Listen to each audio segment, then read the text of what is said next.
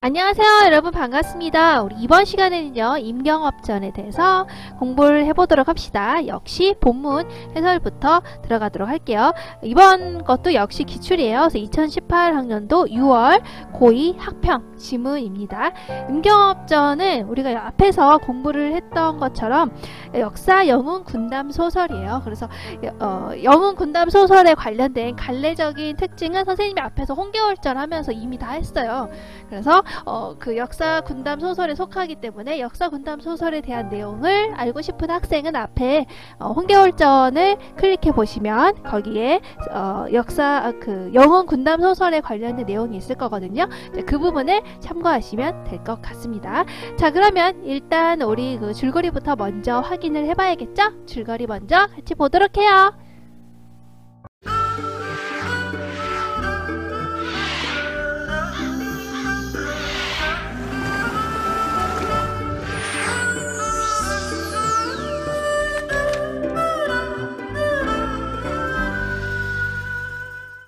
지금까지 이런 소설은 없었다. 이것은 소설인가 실화인가? 실제로 존재했던 비운의 영웅 임경업 장군을 주인공으로 다룬 소설 임경업전을 함께 보겠습니다. 임경업은 10살부터 무예를 익히기 시작하여 18세에 무과에 급제합니다. 임경업은 천마산성의 중군이 되어 산성보수공사를 감독하는데요. 백성들과 함께 일하면서 진심을 다해 그들을 보살펴 백성의 칭송을 받습니다.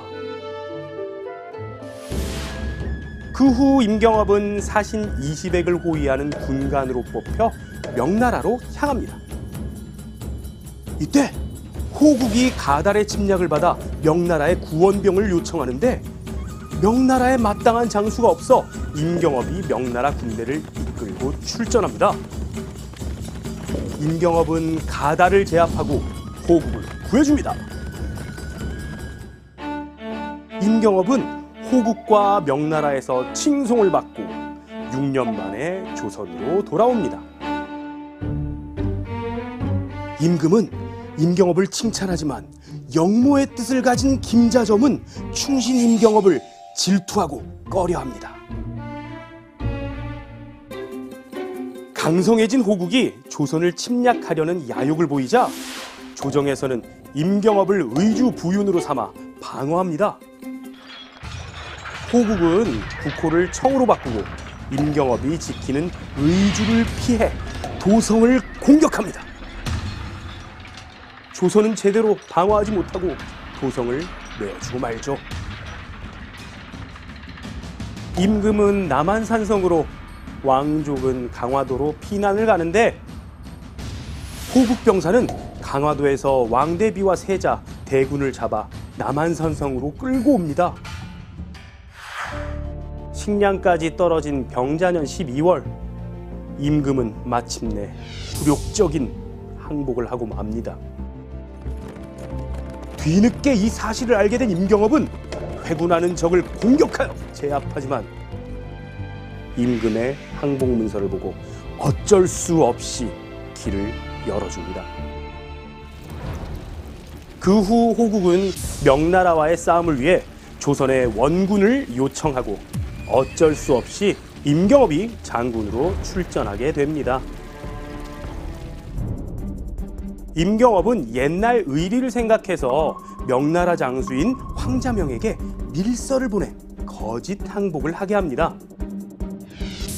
임경업은 명나라와 힘을 합해 호국을 정벌할 계획을 세우지만 승려 독보의 계략에 속아 청나라로 잡혀갑니다.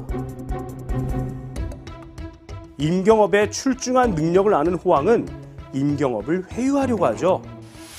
내가 항복하면 왕의 봉하리라. 어찌 내 한목숨 구하기 위해 너에게 항복하리오. 그 강직함에 탄복을 한 호황은 임경업을 사위로 삼고자 하지만 임경업은 그마저도 거절을 합니다. 결국 호황은 임경업의 뜻대로 세자, 대군과 함께 조선으로 돌려보내죠.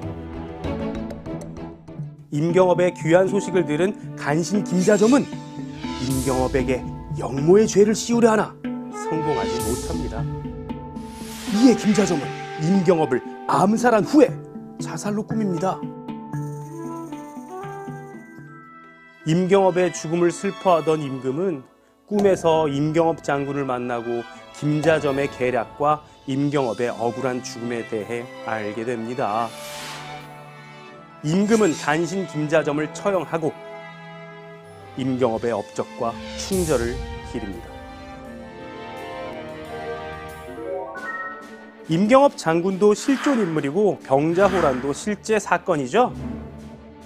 하지만 이 이야기는 허구적인 내용을 담은 소설입니다. 병자호란으로 입은 치욕과 상처를 민중적 영웅 이야기를 통해 치유하려 했던 마음이 엿보입니다. 간신 김자점을 통해 당시 집권층에 대한 비판의식도 읽어낼 수 있습니다. 지금까지 민중의 영웅 임경업 장군의 이야기를 다룬 소설 임경업전이었습니다.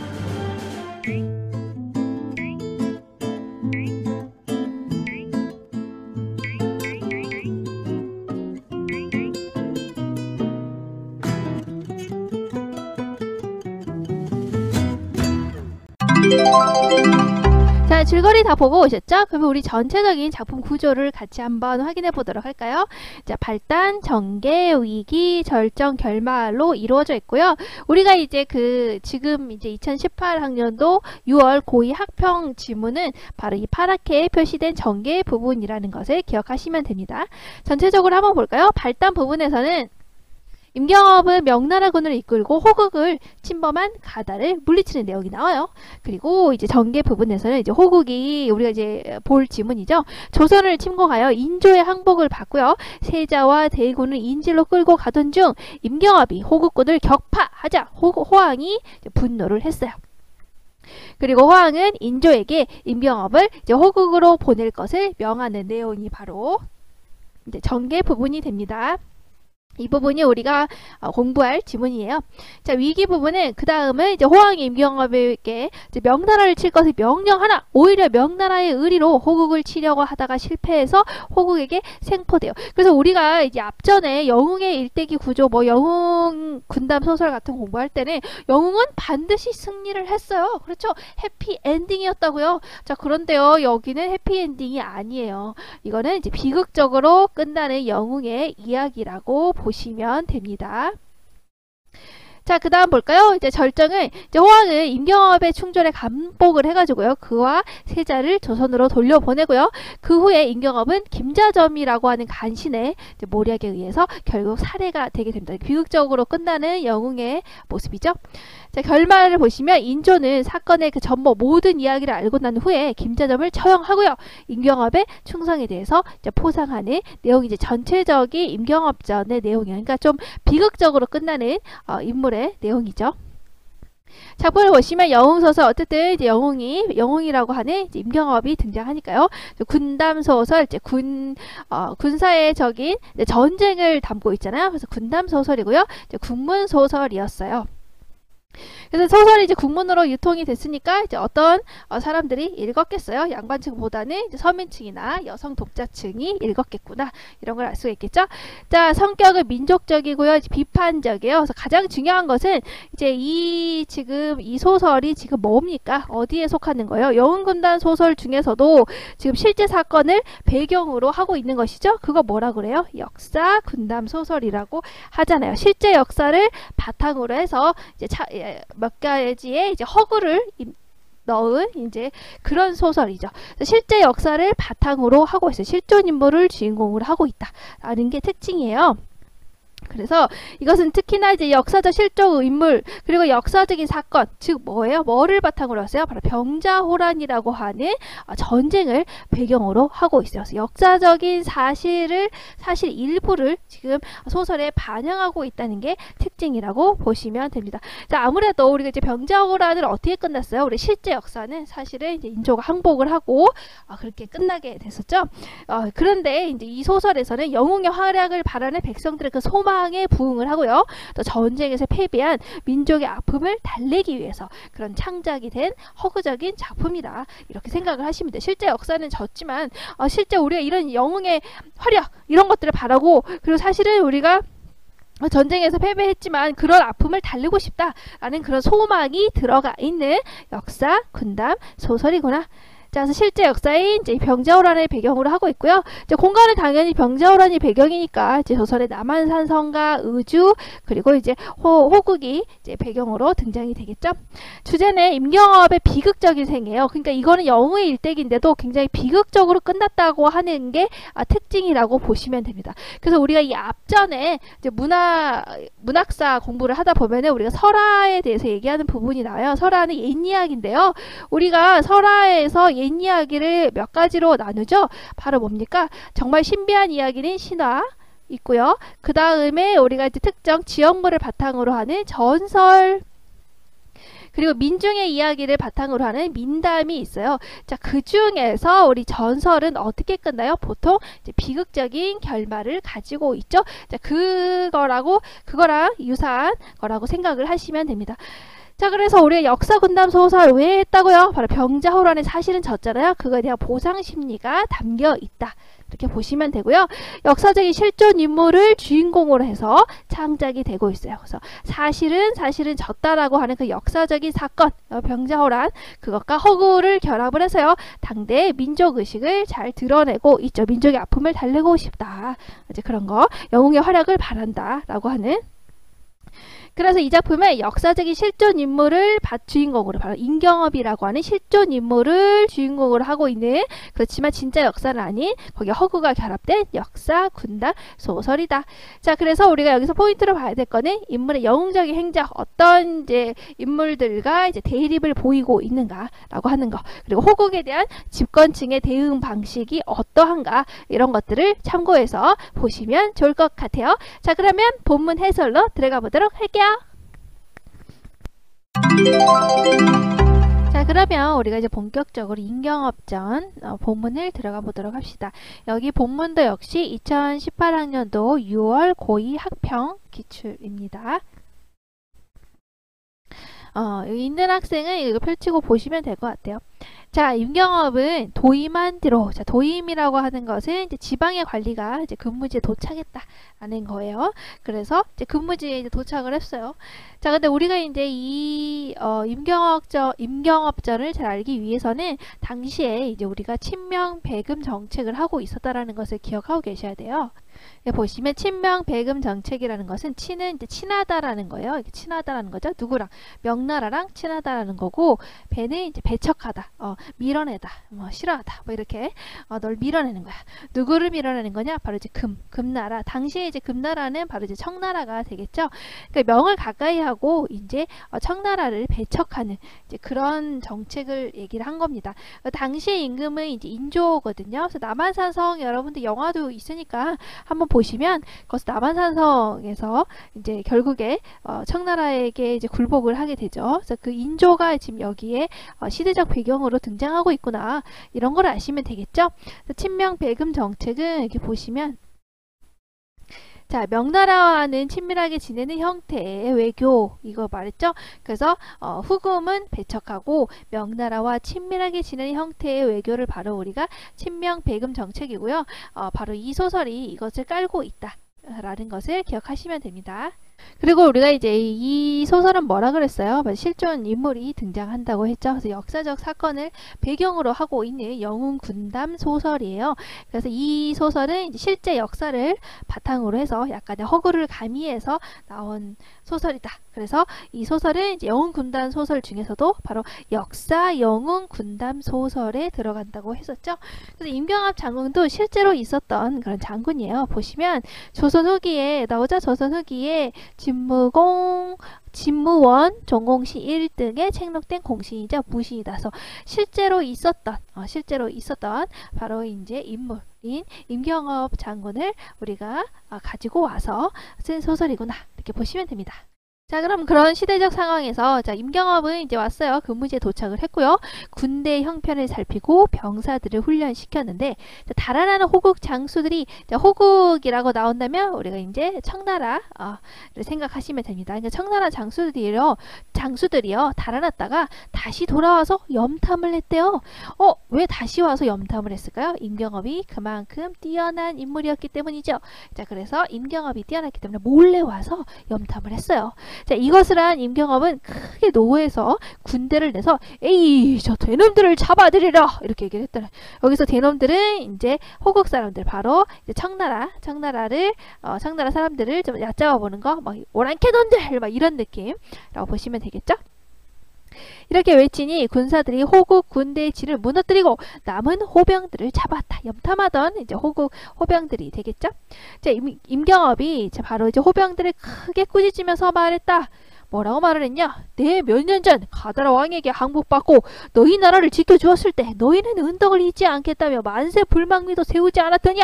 자, 이게 보시면 몇 년 전에 가다라 왕에게 항복을 받고 이제 문맥상 가다랑은 바로 누구의 왕이겠어요? 바로 호병. 그쵸? 바로 이제 청나라의 이제 왕을 말하는 거구나 이렇게 대충 알 수 있겠죠?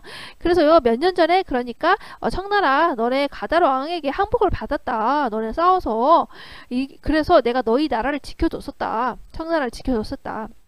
그러니까 이걸 봤을 때 예전에 한번 청나라가 임경업에게 졌구나 이렇게 청나라 장수인 가다라 왕이 졌구나 라는 걸 알 수가 있겠죠. 그리고 한번 살려줬던 거 모양이야. 그래서 예전에 한번 청나라 사람들을 살려줬었어 라는 것을 이 문장을 통해서 알 수가 있죠. 그때 너희는 그 은혜를 잊지 않겠다고 만세 불망비도 세우지 않았더냐. 자, 만세 불망비라고 봤을 때 우리가 이제 보시면 뭐겠어요. 이제 만세 동안 불 아니 불자 이질망자 비석이라는 뜻이겠죠. 그러니까 영원히 뭘 잊지 않겠다는 거야. 살려준 은혜를 잊지 않겠습니까? 라는 것을 맹세하는 그런 비석도 너네 세우지 않았냐. 비석까지 세우고 고마워하지 않았더냐. 그 얘기죠.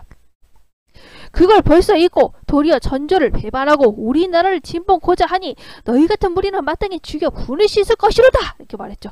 자, 근데 그거를 너는 벌써 잊었냐 너네들은. 그리고 나서 바로 천조를 배반하고, 그러니까 여기서는 이제 명나라를 얘기하는 거예요. 너네는 이제 명나라를 배반하고 우리나라를 또 침범하고자 하냐. 너네들은 죽어야 마땅하다. 막 이렇게 얘기를 하고 있어요. 다만 너희를 불쌍히 여겨 용서하여 돌려보내니, 굉장히 착하네요 임경업. 너희를 불쌍히 여겨서 용서해서 그냥 돌려보낸다라는 거야. 자, 그래서 과거에 내가 한번 살려준 적이 있었다라는 그런 과거 경험을 바탕으로 해서 용서해주고 있는 모습이네요 임경업이. 자, 빨리 돌아가서 너희 땅을 지키고 분수에 넘치는 짓은 뭐겠어요? 조선을 침략하는 일이겠죠? 그건 생각도 하지 마라. 만일 다시 두 마음을 먹으면 그때는 한 놈도 남기지 않고 다 죽여 없앨 것이다. 이렇게 하고 이제 협박을 했어요. 자, 그래서 임경업이 이렇게 포로들을 끌어내치니 호병들은 쥐숨듯이 무서워라 임경업 막 이렇게 임경업이 압도돼서 쥐숨듯이 자기 진영으로 돌아가서 대장과 군졸들에게 일의 전말을 보고했다. 가가지고 청나라 군사들은 이제 막 주지군듯이 가서 임경업이 너무 무서워요. 가가지고 자기의 적장으로 진영으로 돌아가가지고 대장에게 이른 거예요. 뭐라고 얘기를 했냐? 전말을 보고했다라고 말하는 거니까 이제 처음부터 끝까지 임경업이 어떻게 말을 하고 행동했는지를 다 말한 거야. 자, 이를 들은 호국 장수들이 크게 분개했다. 너무 열받은 거야. 네가 뭔데? 막 이렇게 호국 장수들이. 자, 그래서 호국 장수들이니까 좀 이제 얍삽하게. 임경업이 교묘한 말로 우리 호국을 욕되게 하고 병사들의 마음을 흔드는구나. 이렇게 내 맹세코 경업을 죽여 오늘의 수치를 씻으시라. 이렇게 임경업을 죽이겠다 하고 다짐을 하는 호국 장수들이 나와 있어요. 자, 호국 장수는 곧바로 정예병사라고 한다면 굉장히 이제 날래고 용맹스러운 그런 이제 군사라고 생각하시면 돼요. 그런 병사를 7,000명이나 뽑았대요. 조선으로 향했다. 다시 조선을 침범하고 있는 상황이죠. 그러니까 정신을 못 차리고 그쵸? 다시 군사를 모아가지고 조선을 침범하러 온 거예요. 자, 군사들이 압록강에 이르러서 강을 사이에 두고 진을 치고 있더니 자, 호국 장수가 자, 강 건너 조선 군사들을 향해서 외쳤어요. 그러니까 계속 오고 있는 거야. 자, 뭐라고 하냐? 조선국 의주 부윤 임경업은 들으라. 이걸 봤을 때 의주 부윤 임경업이라고 나와 있죠. 그래서 임경업은 아, 의주에 있는 장수구나 라는 힌트를 알 수가 있죠. 너네 한가 어린아이로서 너는 어린아이다 라고 하는 거 보니까 임경업을 굉장히 이제 낮춘 표현이죠. 진짜 임경업이 어리다라는 게 아니고, 그래서 어린아이로서 어찌 간사한 말로 병사들의 마음을 요동케 하느냐. 너 참 간사한 놈이구나. 이렇게 네가 재주가 있거든. 나의 철퇴를 막아보아라. 이렇게 내가 너를 이렇게 괴롭히고 내가 지금 침범했는데 나를 막아봐 한번. 이렇게 죽기가 두렵거든. 항복하여 목숨을 아끼라. 이렇게 하면서 슬슬 약 올리고 있는 그런 모습이네요. 자, 이 말을 듣고 임경업이 그대로 있었겠어요? 열받았죠. 그래서 이 말을 임경업이 듣고 크게 분노해서 급히 배를 띄워서 물을 건넜어요. 자, 임경업이 말에 올라서 청년겁을 비껴들고, 임경업의 무기네요. 이거 아이템 청년겁을 가지고 있었네요. 호국 진영에 달려들어서 거칠 것이 없이 좌우로 칼을 휘두르니, 이런 걸 이제 종횡무진이라고 얘기를 하죠. 우리가 이제 종횡무진이라고 한다면 이게 보시면은 종자가 바로 이제 우리가 뭐냐 보시면 세로로 가는 거고, 이제 횡이 바로 횡단할 때 역시 이제 가로 횡자. 그래서 이게 보시면은 아, 이게 종이 이제 세로로 가고 횡이 가로. 그러니까 어때요? 세로 가로로 어때? 무 없다. 뭐가 진. 다 하는 게 없다. 그러니까 세로나 가로로 지금 다 하는 게 없으니까 막 세로 가로 와 이렇게 가는 거, 자유자재로 행동하는 거, 세로로 갔다 가로로 갔다 이쪽 갔다 이렇게, 이런 거를 우리가 이제 종횡무진이라고 하는 거죠. 자, 그렇게 이제 거칠 것 없이 이제 막 가는 거를 이제 종횡무진이라고 해요. 자, 그렇게 이제 좌우로 칼을 휘두르니 이제 임경업이 말에 올라가지고 호국 장수들을 향해서 종횡무진 칼을 샹샹샹샹 했다는 거야. 이거 어떻게 되냐면 적장의 머리가 가을바람에 낙엽이 떨어지듯이 떨어졌다. 자, 적병들의 머리가 여러분들 가을바람에 낙엽 날리는 거 어떻게 돼요? 낙엽이 우수수수 떨어져서 슝슝슝 날리죠. 이제 그만큼 이제 임경업이 뛰어나다. 이제 그런 거죠. 머리가 막 우수수수수수수 이렇게 베어졌다. 이제 그만큼 임경업의 영웅적인 모습이 뛰어나다. 임경업이 뛰어난 장수다. 이제 그런 얘기죠. 그래서 싸움을 이렇게 엄청 잘한다. 이제 그런 얘기겠죠. 자, 가을바람에 낙엽 날리듯이라고 했으니까 이제 직유법을 이제 썼다라고 이렇게 보는 거예요. 어쨌든 임경업이 엄청난 이제 무공을 가지고 있었네요. 그래서 호국 군사들이 감히 맞서지 못해서 급히 달아나니 이때 서로 짓밟으며 물에 빠져 죽는 자를 헤아릴 수 없었다. 그러니까 이제 임경업이 나타나서 막 샹샹샹샹 칼을 휘두르니까 머리가 다 댕강 그리고 가을바람에 낙엽 날리듯이 두루두루두루 떨어지니까는 호국 군사들이 놀래가지고 막 이리저리 도망다니고 막 빠져주고 물에 막 정신없이 가니까 물에 또 빠져 죽고 막 이런 모습을 얘기하고 있는 거예요. 그만큼 임경업이 어떻다? 뛰어나다. 알겠죠? 자, 임경업이 홀로 출전하여 그러니까 홀로 갔네요. 임경업이 뭐 부하들을 데리고 간 게 아니에요. 임경업 정도 레벨이 되면 혼자서 이 정도는 할 수 있는 거예요. 그래서 혼자서 이렇게 다 싸웠네요. 적진을 쑥대밭으로 만든 뒤 오호 쑥대밭이 돼버리네요. 혼자 가고 다 머리를 다 베버렸으니까. 그래서 돌아와서 승전거를 올리니 이겼다라고 하는 이제 북소리예요. 그래서 이겼다 둥둥둥 하니까 군사들의 사기가 하늘을 찌를 듯이 올랐다. 그렇겠죠. 와 우리 장군님 최고 막 이렇게. 자, 의주의 군졸들이 장군의 용맹을 감탄해서 서로 즐거워하며 노래를 불렀다. 우리 장군님 최고, 임경화 장군님 최고 막 이렇게. 자, 그러니까 다음날 새벽이 되자, 자 이게 시간이 이제 새벽이 됐겠죠.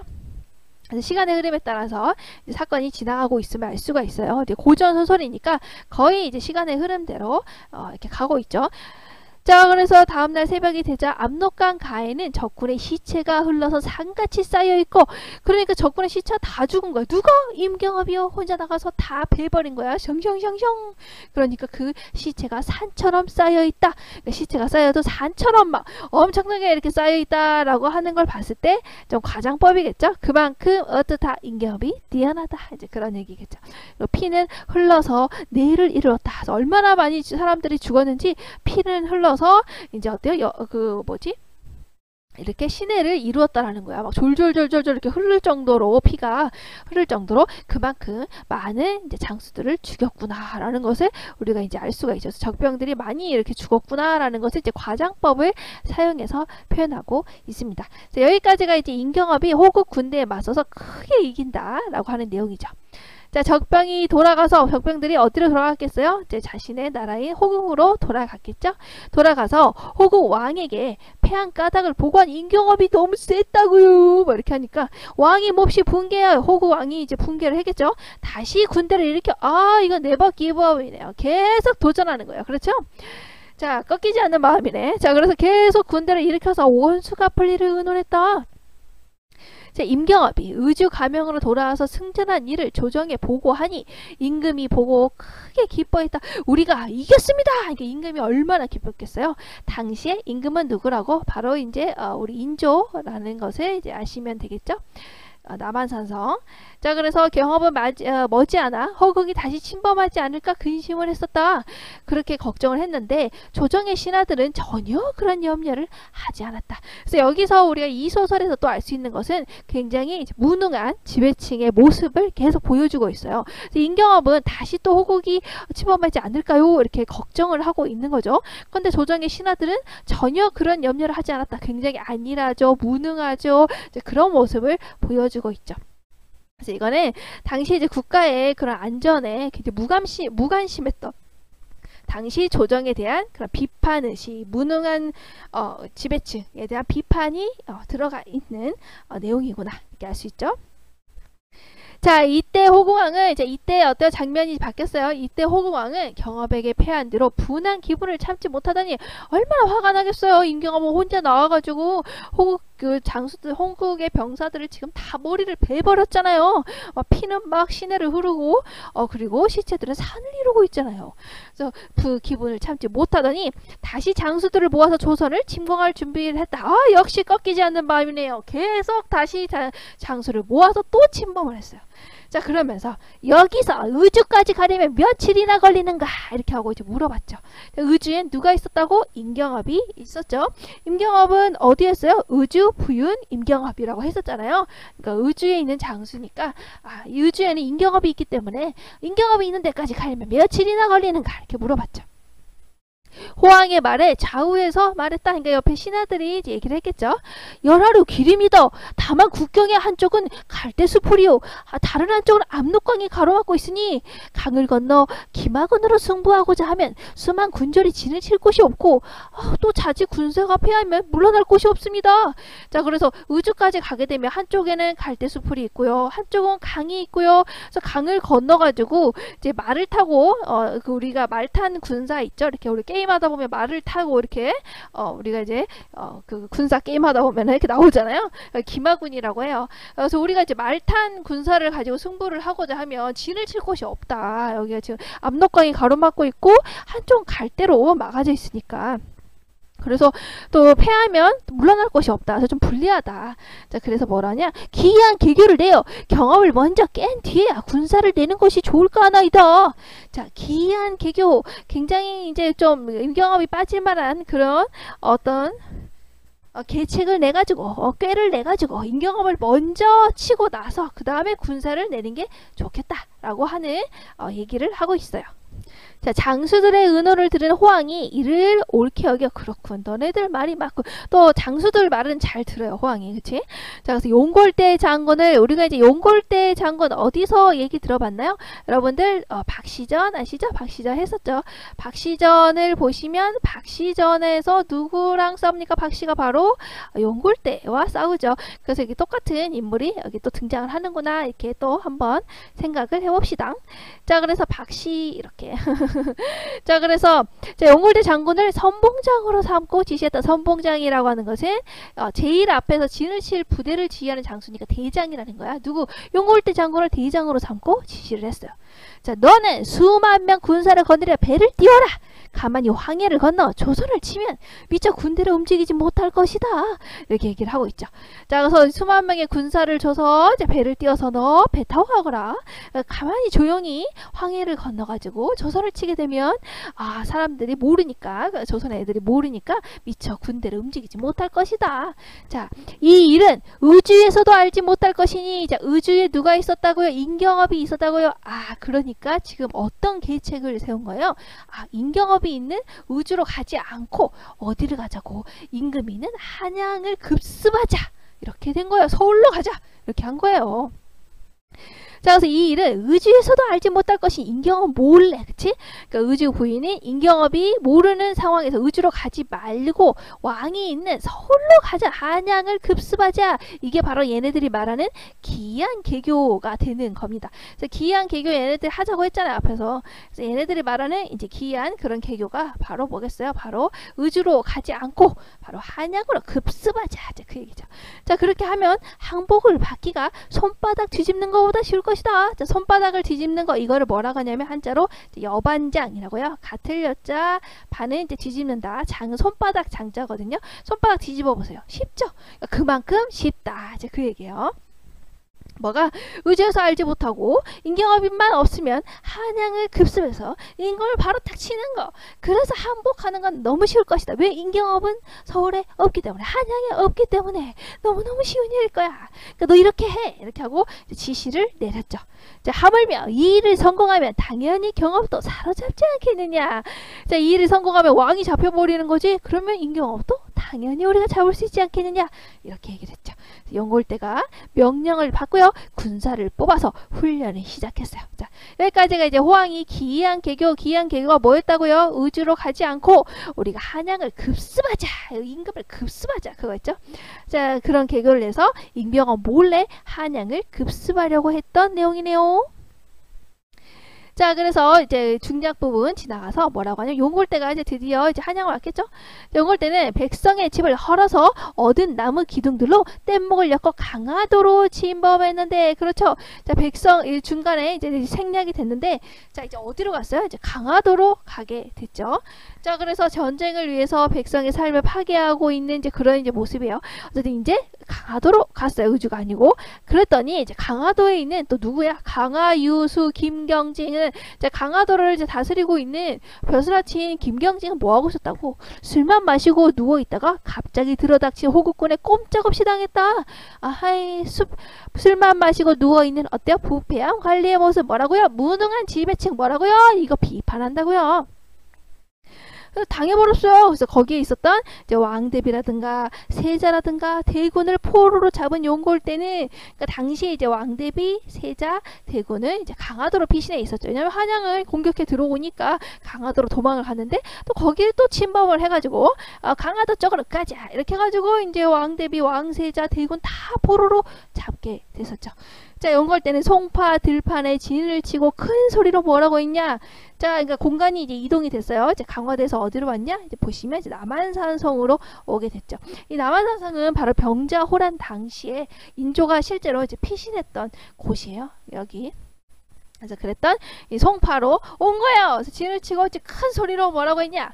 어서 빨리 항복하지 아니하면 왕대비와 세자, 대군을 가만두지 않겠다. 이제 결국 협박을 하고 있어요. 하면서 으름장을 부렸다. 자, 이때 역시 장면이 전환됐죠. 임금 누구겠어요? 당시에 임금이니까 인조가 되겠죠. 자, 인조는 모든 대신과 병사들을 거느리고 인조는 남한산성에 있었어요. 그러니까 엄청 도망갔네. 그렇지. 서울에 있다가 강화도에 있다가 지금 남한산성으로 있죠. 강화도에서 남한산성. 자, 외로이 성을 지키면서 눈물만 비오듯이 흘릴 뿐이었다. 뭔가 이렇게 싸울 생각은 안 나고 눈물만 하고 있다. 뭐라고? 지배층의 무능함을 비판하고 있다. 그렇죠? 자, 도원수 김자점은 역시 이 사람도 어떻게 하고 있냐? 이 사람은 이제 주인공인 임경업과 갈등 관계에 있는 인물이에요. 근데 이 김자점도 어떻게 하고 있냐면 달리 방법도 없이 성문 밖에 진을 치고 방어만 하고 있었는데 별다른 할 게 없어서 방어만 하고 있어요. 굉장히 어때요? 무능하다, 무능력한 지배층 비판하고 있다 알 수가 있죠? 호병 등의 북소리에 놀라서 진이 무너지며 군사들이 무수히 죽었다. 그래서 결국에 이제 김자점의 군사가 싸움에서 크게 패했다라는 것을 알 수가 있어요. 굉장히 무능한 그런 모습이죠. 방어만 하다가 졌으니까. 자, 어쩔 수 없이 소수의 군사만 산성 밖에 남기고 산성 안으로 들어와서 지켰지만 이제 어쩔 수 없으니까 요 남한산성 요 안에서만 이제 지키고 있는 거예요. 밖에는 이제 못하니까. 밖에는 이제 막 다 침범에 들어오니까. 근데 이제 어때요? 안에서 고립돼 있으면 뭐가 딸려요? 식량이 딸리죠. 그 얘기예요. 그래서 군량미도 바닥이 나서 군량미는 바로 군대의 양식으로 쓰는 쌀이에요. 미자가 쌀미자거든요. 그러니까 쌀이 이제 다 떨어졌다는 거야. 그래서 어찌할 방법이 없었다. 그러니까 용골대에게 이제 대항해서 싸울 그런 힘이 없는 거야. 왜냐면 이제 식량이 이제 바닥이 나고 있잖아요. 자, 그래서 이때 용골대가 큰 소리로 외쳤다. 너희가 끝내 항복하지 아니하면 우린 여기서 겨울을 나고 여름 보리를 지어 먹고 있을 테다. 너희는 무엇을 먹고 살려고 하느냐? 어서 빨리 나와 항복하여라. 이렇게 밖에서 얘기를 하고 있죠. 뭐라고 해야겠냐? 아니 너네가 요 밖에 안에서 끝까지 안 나오면 우린 여기서 겨울도 보내고 여름 보리도 지어 먹고 뭐 그렇게 우리는 계속 밖에 있을 건데 너네 이 안에서 뭐 먹고 살라니? 빨리 와서 항복해. 이렇게 얘기를 하고 있네요. 그래서 용골대가 산봉우리에 올라서 산성을 굽어오며 외치는 소리가 산을 울리니 산봉우리에 올라가가지고 위에서 얘기를 한 거예요. 위에서 이제 아래에 있는 그 남한산성에 있는 사람들에게 얘기를 한 거죠. 그래서 몽골대 군사들은 이제 산성에 있는 조선 군사들의 상황을 자세히 관찰할 수 있는 위치에 있었구나. 위에 있었으니까 위에 이렇게 보면서 쟤네들 여기 안에 있으니까 얼마나 버티겠냐 뭐 이런 거죠. 자, 그래서 임금이 이제 그 말을 들었죠. 빨리 항복하지. 너네 뭐 먹고 살래? 막 계속 놀렸죠. 임금이 듣고는 인조가 듣고는 하늘을 보고 통곡하면서 말했다. 안에는 훌륭한 장수가 없고 밖에는 강적이 있으니 외로운 산성을 어찌 보전하며 또한 양식이 다 떨어졌으니 이는 하늘이 나를 망하게 하려 하심이다. 엉엉엉엉 한 거예요. 자, 그러니까 안에는 바로 이제 남한산성 안에는 훌륭한 장수 누구예요? 바로 임경업이 없어요. 그럼 밖에는 강적이 누구예요? 용골대가 있어요. 그러니까 너무 나는 외롭다. 이 산성에서 나는 어떻게 살 수가 있냐. 또한 어때요? 아까 군량미 양식이 다 떨어졌다. 먹을 식량도 다 떨어졌으니 하늘이 나 바로 임금이 나 인조를 망하게 하려고 하는 거구나 라고 이제 완전히 좌절해 버린 상황이죠. 자, 이런 상황을 뭐라고 하나요? 우리가 이제 사면초가의 상황이다 라고 하는 거예요. 우리 사면초가 어디서 나왔나요? 사면초가 여러분들 초안지 아시죠? 그 장기판 보면 이제 초나라하고 한나라가 싸우는 장기판 있죠. 바로 이제 초안지라고 하는 책에서 유래를 했어요. 그래서 초나라의 항우라는 장수하고 이제 한나라의 유방이 서로 이제 싸우는 그런 내용에서 이제 어때요? 이제 항우가 이제 포위를 당하게 돼요. 그러니까 한나라 여기 항우는 초나라의 사람이죠. 포위를 당했는데 이제 한나라의 이 유방이 지금 심리 전술의 일환으로 항복했던 이제 초나라의 이런 출신 병사들에게 초나라 노래를 부르게 해요. 그러니까 항우는 여기 있고 주위에서 계속 이 사면 그러니까 동서남북에서 계속 초나라 노래가 나오는 것이죠. 자, 그러니까 어떻게 되겠어요? 계속 이렇게 하니까 사방에서 들려오는 초나라의 노래소리를 들으니까 이제 초나라의 병사들은 어때요? 바로 이제 전의를 상실하고 항우는 내가 졌구나 이렇게 생각을 하고 이제 패배를 직감했다라는 것이죠. 그리고 이제 자결을 하게 돼요. 자, 여기서 이제 나온 것으로 우리가 사면초가라고 한다면 바로 얘기했죠. 넉사자 면 그러니까 사면이 동서남북에서 뭐 초나라의 노래소리가 들린다라는 거예요. 그러니까 이제 아무에게도 도움을 받지 못하고 외롭고 이제 곤란한 이제 그런 상황을 우리가 이제 곤란한 상황을 얘기를 하는 거죠. 사방으로 이제 사방에 적진으로 둘러싸여져 있는 이제 그런 상황을 생각하시면 돼요. 자, 그래서 여기 보시면 되게 웃긴 거 있었는데 여기 보면은 이제 고사성어 이따가 해야지 이제 숙제를 하려고 했는데 초딩들이 보는 것 같아요. 여기 보시면 숙제를 나중에 해야지 근데 빨리 해야 되는데 어떻게 해야 되지? 라고 했는데 이제 이게 이제 사면초가인 거죠. 누구도 도와주지 않는 네가 알아서 해야지 너 지금 안 뭐해 이렇게 사방에서 지금 비난을 하고 있죠. 이렇게 이런 거를 우리가 사방에 다 적이 둘러싸여져 있는 이런 상황 이것을 이제 사면초가라고 하는 겁니다.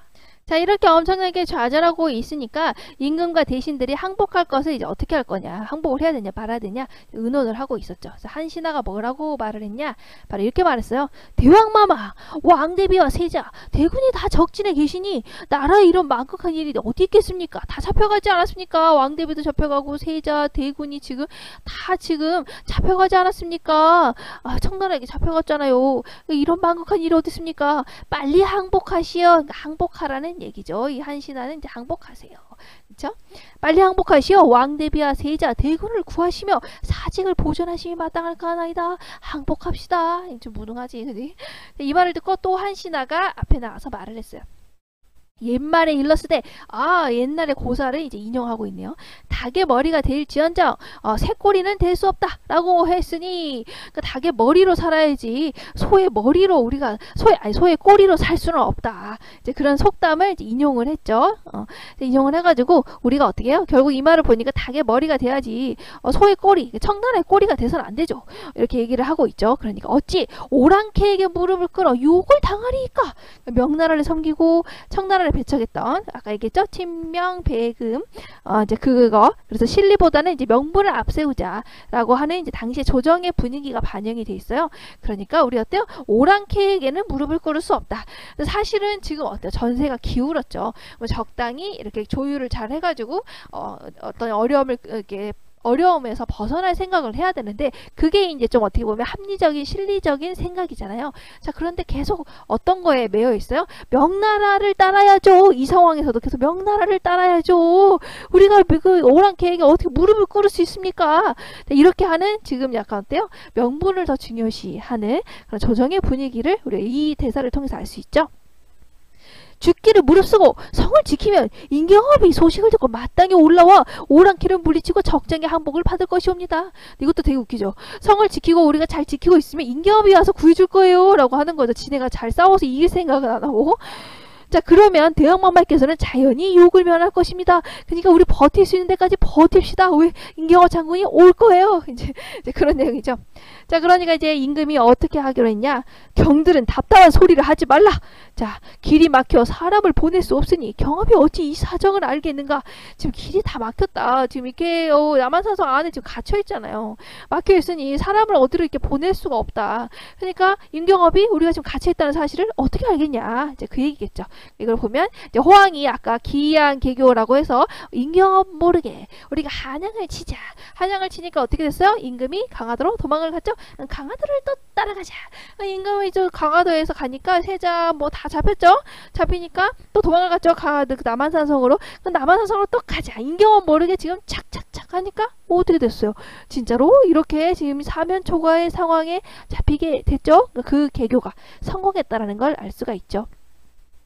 지금 사정이 이렇듯 급한데 아무리 생각해도 항복하는 수밖에 다른 묘책이 없으니 경들은 입을 다물라. 아이고, 임금이란 사람이 생각해낸 계책이 뭡니까? 항복합시다 라고 하는 거죠. 임금은 이제 항복하려고 생각을 하고 있어요. 역시 뭐라고? 무능한 지배층을 비판하고 있는 거라고. 자, 임금이 이 말을 하고 하늘을 우러러 통곡하니 울고만 있어요. 산천초목이 다 슬퍼하는 듯 했다. 이제 산에 있는 이제 풀이나 그리고 나무들이 전부 다 슬퍼할 정도로 이제 슬펐다. 이제 그런 얘기를 하고 있죠. 자, 여기서 이제 여기까지가 이제 임금이 남한산성에서 용골대 군사를 맞아서 어떻게 한다고? 이제 항복해야겠다. 라고 이제 결심하는 부분이 됩니다. 여기까지가 이제 우리가 이제 기출로 본 2018학년도 6월 고2 학평 지문이 되는 겁니다. 여기까지 하시면 이제 수고하셨습니다.